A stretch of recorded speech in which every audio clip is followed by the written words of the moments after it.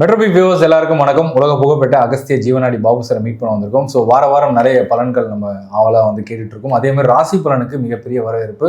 So எல்லாரும் அவங்க வாழ்க்கையில் நடக்கக்கூடிய விஷயங்கள் அந்த ராசி பலன் பார்த்துட்டு நிறைய எனக்கு அதே மாதிரி இருக்குது, அவர் சொல்கிறதெல்லாம் அப்படி நடந்துக்கிட்டு இருக்கு அப்படின்னு சொல்லிட்டு சொல்லும்போது ரொம்ப மகிழ்ச்சியாக இருக்குது. ஸோ மீண்டும் இந்த வருகிற மார்ச் மாதம் என்ன மாதிரியான பலன்கள் 12 ராசி காத்துக்கிட்டு இருக்குன்னு சொல்லிட்டு ஐயா கிட்ட கேட்டு தெரிஞ்சுக்க போகிறோம்.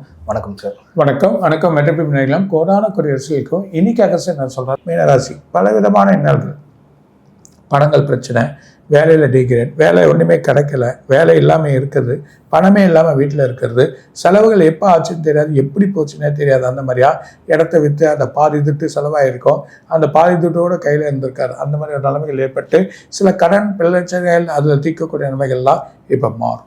அது மார்ச் 10ஆம் தேதியிலேருந்து மாறும். அது இல்லாமல் குரு மாறுறதுனால பெரிய பல நாளில் போகிறார், நல்ல வழி கிடைக்கும். அதே நேரத்தில் சனி ஜென்மத்துக்கு உட்கார்ந்தாலும் எந்த பயமும் வேணாம். புது இடங்கள் வரும், வேறு இடத்துக்கு போயிடுவீங்க, வேலையில் மாற்றம் கண்டிப்பாக வரும், டிகிரேட்டில் சடனாக ஒரு ப்ரொமோஷன் சொல்ல வரும். ஆனால் பணம் கட்டாக்குறை எப்பவுமே இருக்கும். அந்த நிலைமை இருக்கிறது கொஞ்சம் கேர்ஃபுல்லாக இருக்குது, பார்த்துக்கோங்க. அது மாதிரி கல்வித்துறையில் உயர்ந்துருவாங்க, புது கல்வி எக்ஸாம் எழுதலாம் நல்லபடியாக அவங்களுக்கு கிடைக்கும்.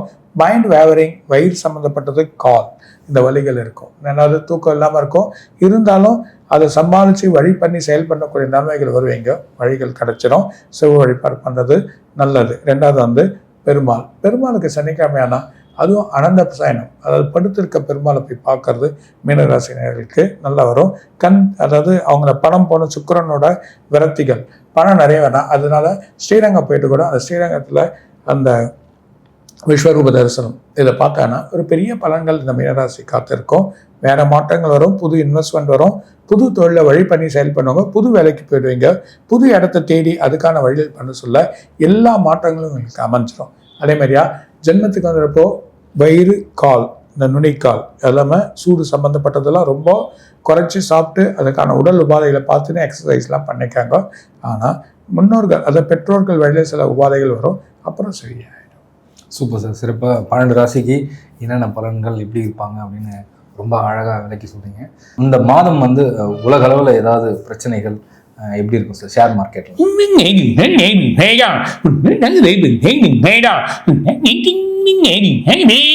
ஒன்றாம் தேதி 15ஆம் தேதி ரொம்ப கேர்ஃபுல்லாக இருக்கும். சொல்ல முடியாது, ஷுகர் ரொம்ப இருந்தாலும் சின்னது ஏறலாம், ஆனால் கொஞ்சம் கஷ்டம்தான். எங்கன்னா ஒரு இடத்துல பிரேக் ஆகலாம், இல்லை அமெரிக்காலேயும் மிகப்பெரிய இதுவாகலாம். கோல்டும் ரொம்ப கேர்ஃபுல்லாக இருக்குது, கோல்டு இறங்கி ஏறதுக்கான வாய்ப்புகள் இருக்குது, ரொம்ப கேர்ஃபுல்லாக இருக்குது. ஆமாம்,